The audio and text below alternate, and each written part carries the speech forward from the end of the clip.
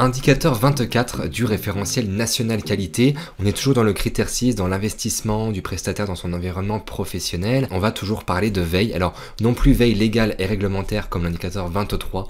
D'ailleurs, si vous n'avez pas encore vu la vidéo, je vous invite à aller consulter l'indicateur 23 par rapport à la veille légale et réglementaire dans le champ de la formation professionnelle. Mais dans cet indicateur numéro 24, on va parler de veille plutôt dans le champ des métiers, des évolutions des compétences et des emplois dans ces secteurs d'intervention et comment vous en exploitez les enseignements.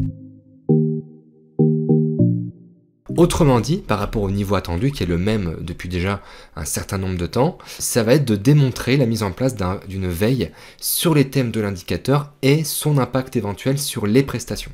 Une nouveauté par rapport à la définition même d'une non-conformité, c'est la même chose au final que ce que l'on a vu par rapport à l'indicateur numéro 23, c'est que désormais, une non-conformité mineure est caractérisée par l'absence d'exploitation de la veille mise en place. Donc c'est plutôt une bonne nouvelle parce que auparavant, ce qui concernait une NC mineure était plutôt une exploitation partielle de la veille, donc on pouvait en conclure qu'une absence d'exploitation était une NC majeure, ce qui n'est plus le cas désormais, puisque une absence d'exploitation de la veille donne une NC mineure.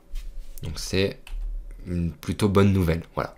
Par rapport aux nouveaux entrants, bien sûr, vous démontrez la mise en place d'une veille sur les thèmes de l'indicateur et puis les impacts, l'exploitation sera évaluée, sera auditée lors de l'audit de surveillance. En quoi ça consiste désormais dans la grille d'audit ? Très simple, pour les 4 catégories d'actions concernées, à savoir formation, bilan, VAE et CFA, vous aurez 2 éléments d'évaluation par l'auditeur. Donc le premier, est-ce que la veille est mise en place ? Et est-ce que les enseignements tirés de la veille sont exploités? Voilà pour ça. Et je vous retrouve très vite pour la prochaine vidéo de l'indicateur numéro 25 qui va porter également sur un élément de veille. À très bientôt.